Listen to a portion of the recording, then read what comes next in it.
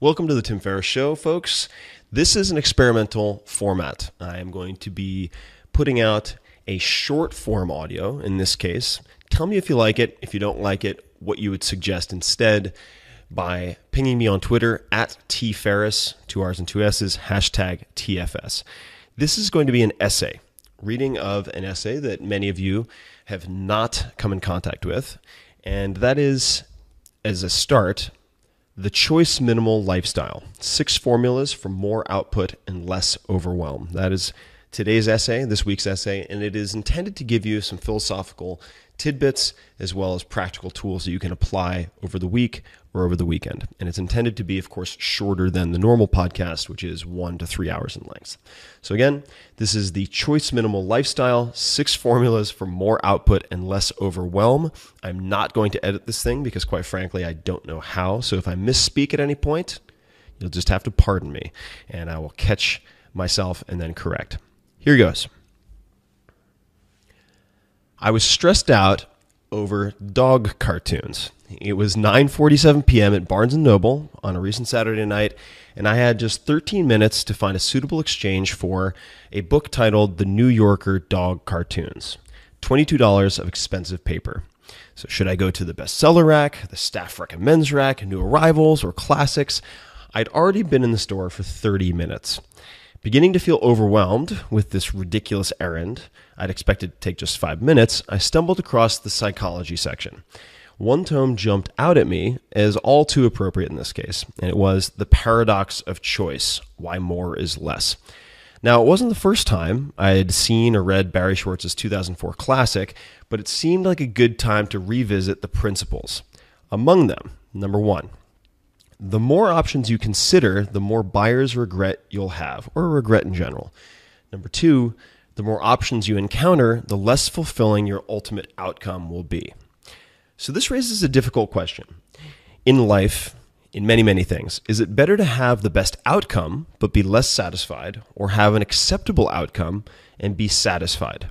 For example, would you rather deliberate for months and get the one of 20 houses that's the best investment, but second guess yourself until you sell it 5 years later? Or would you rather get a house that is 80% of the investment potential of the former, still to be sold at a profit, mind you, but never second guess it? Which is better? That's a tough call. Now, Barry recommends making non-returnable purchases.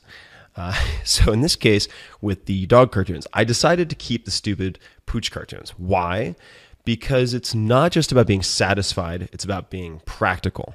Income is renewable. That is a renewable resource, but some other resources like attention are not. I've talked before about attention as a currency and how it determines the value of time. For instance, I have a blog post you can search on Google for The Art of Letting Bad Things Happen. This post explores this entire concept using case studies, but here's one example.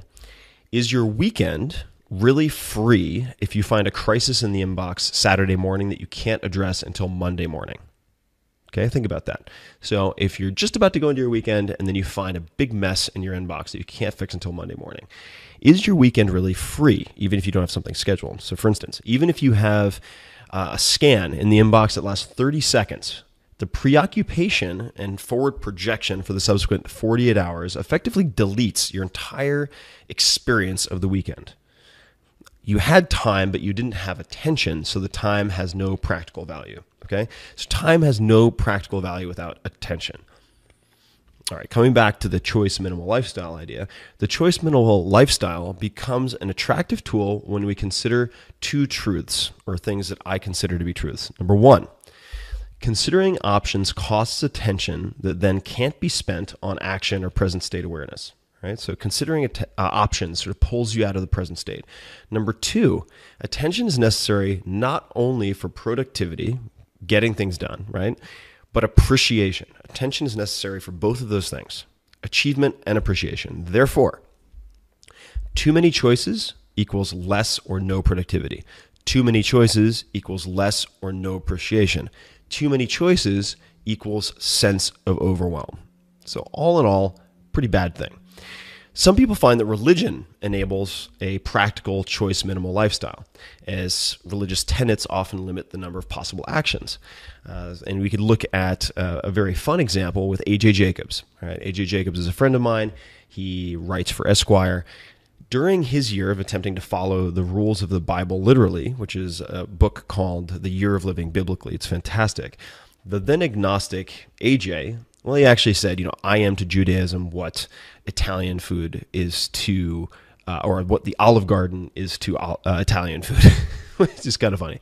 But so AJ then, an agnostic, cited the rules and restrictions of the Bible as amazing in this respect, that is limiting options, not having to consider a wide spectrum of actions as he was following immutable if-then rules, allowed him to focus undiluted attention on the areas that weren't constrained. So the result, he had increased output, increased happiness all around. These were positive constraints.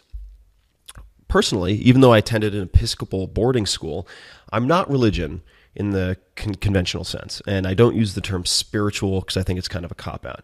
So his approach isn't mine. So what are you to do? If you're secular, or perhaps if you're undecided about religion, what to do?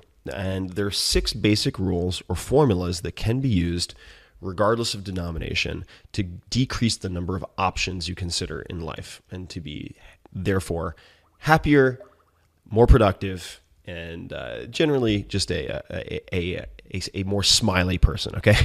For lack of a better description. Number 1, and there's 6 rules. Number 1, set rules for yourself so you can automate as much decision-making as possible, all right? You can search on my blog, which is just 4hourblog.com, for email autoresponders and so on. Automate as much decision-making as possible. It could be as simple as putting your bills on autopay. It could be many other things, and we'll get to a couple of examples. Number 2, don't provoke deliberation before you can take action. In other words, don't ruminate on decisions until you can actually make them, all right? Most decisions don't require months and months of deliberation. So one simple example, don't scan the inbox on Friday evening or over the weekend if you might encounter work problems that you can't address until Monday, right? That's a very practical example. Number 3, don't postpone decisions or open loops, which is what they would be called in GTD, or getting things done parlance, just to avoid uncomfortable conversations, all right? Open loops are a huge drain, all right? For instance, if an acquaintance asks you if you want to come to their house for dinner next week, and you don't, and you know you won't, don't say, "I'm not sure, I'll let you know next week." Instead, you could use something soft but conclusive like, "Next week, I'm pretty sure I have another commitment on Thursday, but thanks for the invite. Just so I don't leave you hanging, let's assume I can't make it, but I'll let you know if that changes." Okay, so rather than follow up with me next week, or I'll follow up with you next week, say, "I'm pretty sure I can't make it, I'll let you know if that changes." All right, so decision made, move on. Number 4, learn to make non-fatal or reversible decisions as quickly as possible. All right. So risk to me is the possibility or the likelihood of an irreversible negative outcome. If the risk defined as such is low, make decisions and move on. All right. Most of them are going to be non-fatal or reversible. So in practical terms, you can set time limits for certain decisions. I won't consider options for more than 20 minutes and then just go with something, anything. You can limit the number of options. I'll consider no more than 3 options, right? If you're looking at homes or startups or whatever. Or you can set financial thresholds. For instance, if it costs less than $100 or the potential damage is less than $100, I'll let a virtual assistant make the call, right? And that is how I freed myself up with my first business in large measure, was saying, hey, I am no longer your customer. The customers are your customer to these contracted companies. If anything can be fixed for less than $100, I don't want to hear about it. Don't contact me as an intermediary. Just go ahead and do it. And then I raised that threshold over time. I wrote most of this essay after landing at the monster that is Atlanta Airport. It's a beast. Now, I could have considered half a dozen different types of ground transportation, right? In 15, 20 minutes, maybe saved, 30%, but I grabbed an Uber instead. Now, why? Why did I do that? I could have saved some money. I didn't want to sacrifice 10 attention units, let's just say, of my remaining 50 to 100 total units, since those 10 units couldn't then be spent on this essay, right? You have limited decision-making capability. You can Google decision fatigue. It's been written about. I had about 8 hours before bedtime due to time zone differences, right? Plenty of time, but scarce usable attention after I'd pulled an all-nighter and due to fun stuff and a cross-country flight, right? So fast decisions preserve usable attention for what matters, okay? Likewise, you shouldn't spend a lot of time deciding what to have for breakfast in the morning, and I'll come back to that. It's a waste of your decision-making power that you should only allocate to creative or valuable things. All right, rule number 5. Don't strive for variation and thus increased options when it's not needed. Routine enables innovation where it's most valuable. Okay, routine, routine, routine. And there's a book, in fact, as part of the Tim Ferriss book club called Daily Rituals, which provides, I think it's 167 rituals of some of the most productive people of the last several hundred years, composers, artists, scientists. Take a look at it. All right, so Daily Rituals, a great book. I produced the audiobook, in fact. But don't strive for variation. Embrace routine. Okay, explaining this. In working with athletes, for example, it's clear that those who maintain the lowest body fat percentage, generally speaking, eat the same foods over and over and over again. I've eaten the same slow carb breakfast and diet, same breakfast and lunch for nearly 2 years, putting variation only into the meals that I focus on for enjoyment. Okay, so there's utility and then enjoyment. And for me, that's dinner and then all meals on Saturdays, which is cheat day. I go ballistic. And on any given Saturday, you can search on Twitter, #cheat day, and you'll see all sorts of crazy stuff.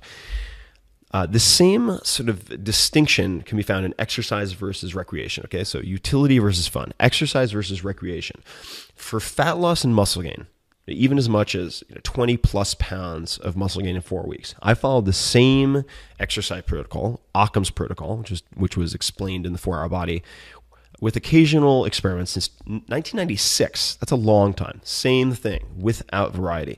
For recreation, though, when the focus is enjoyment and not efficacy, I tend to try something new each weekend, right? So long walks, climbing, rock climbing at Mission Cliffs or outside, mountain biking in Marin, tasting wine in Napa, whatever, right? There's a lot of variety in the recreation category, but not in the exercise category. So don't confuse what should be results-driven with routine exercise, right? Fuel for breakfast, with something that is enjoyment-driven, that benefits from variation. Okay.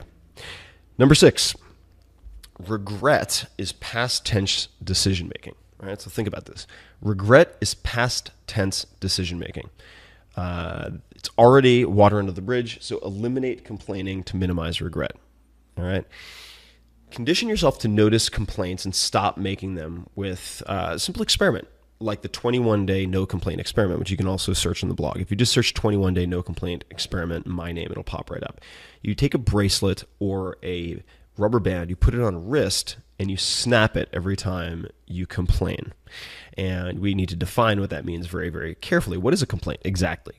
But just a bracelet and awareness can prevent wasted past tense deliberation, right? Regret, being pissed off with people who've wronged you, grudges, all of that nonsense that improves nothing and depletes your attention and emotional reserves. All right, so consider a 21-day no complaint experiment. It is really a game changer, a complete life changer, and it's so simple to do. All right, so in conclusion, decision making isn't to be avoided. That's not the problem, right? You want to be a good decision maker, but and of course, you can look at any good CEO, top corporate performer, and you'll see a high volume of decisions. But it's the deliberation, the time we vacillate over and consider each decision, that's the killer. All right? Total deliberation time, not the number of decisions, is what determines your sort of attention bank account balance or debt, right? Where you start to make really sloppy mistakes.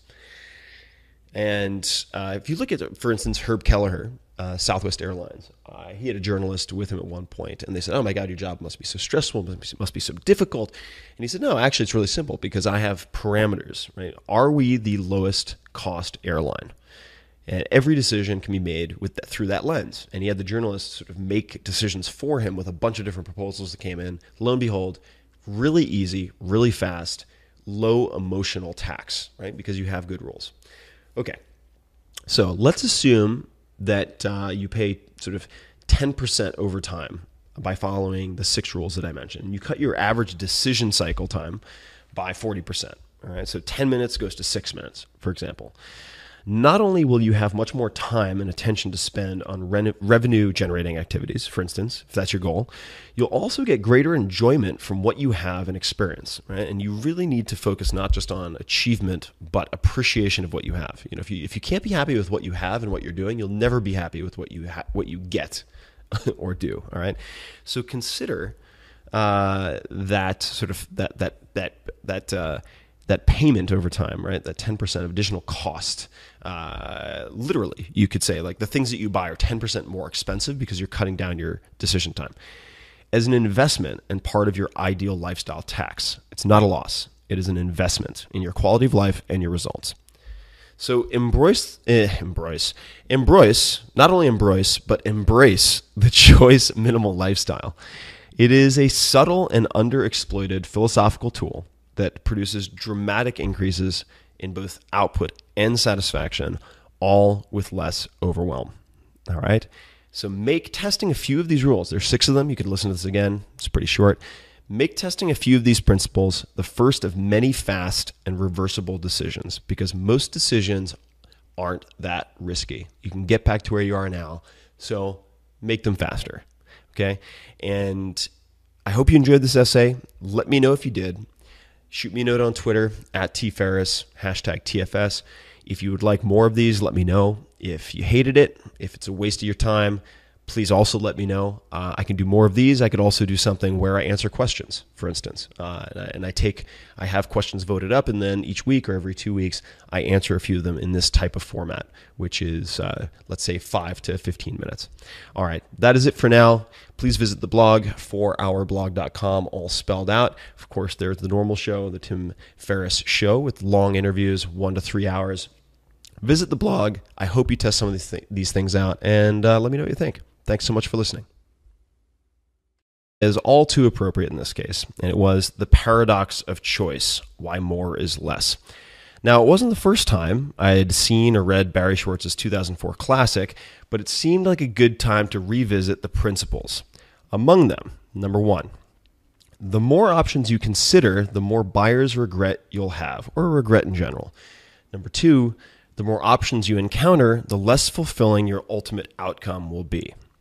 So this raises a difficult question. In life, in many, many things, is it better to have the best outcome but be less satisfied? Welcome to the Tim Ferriss Show, folks. This is an experimental format. I am going to be putting out a short form audio in this case. Tell me if you like it. If you don't like it, what you would suggest instead by pinging me on Twitter @tferriss, 2 R's and 2 S's, #TFS. This is going to be an essay, reading of an essay that many of you have not come in contact with, and that is, as a start, The Choice Minimal Lifestyle, 6 formulas for more output and less overwhelm. That is today's essay, this week's essay, and it is intended to give you some philosophical tidbits as well as practical tools that you can apply over the week or over the weekend. And it's intended to be, of course, shorter than the normal podcast, which is 1 to 3 hours in length. So again, this is The Choice Minimal Lifestyle, 6 formulas for more output and less overwhelm. I'm not going to edit this thing because, quite frankly, I don't know how. So if I misspeak at any point, you'll just have to pardon me, and I will catch myself and then correct. Here goes. I was stressed out over dog cartoons. It was 9:47 p.m. at Barnes & Noble on a recent Saturday night, and I had just 13 minutes to find a suitable exchange for a book titled The New Yorker Dog Cartoons, $22 of expensive paper. So should I go to the bestseller rack, the staff recommends rack, new arrivals, or classics? I'd already been in the store for 30 minutes. Beginning to feel overwhelmed with this ridiculous errand, I'd expected to take just 5 minutes, I stumbled across the psychology section. One tome jumped out at me, satisfied, or have an acceptable outcome and be satisfied. For example, would you rather deliberate for months and get the one of 20 houses that's the best investment, but second guess yourself until you sell it 5 years later? Or would you rather get a house that is 80% of the investment potential of the former, still to be sold at a profit, mind you, but never second guess it? Which is better? that's a tough call. Now, Barry recommends making non-returnable purchases. So in this case, with the dog cartoons, I decided to keep the stupid pooch cartoon.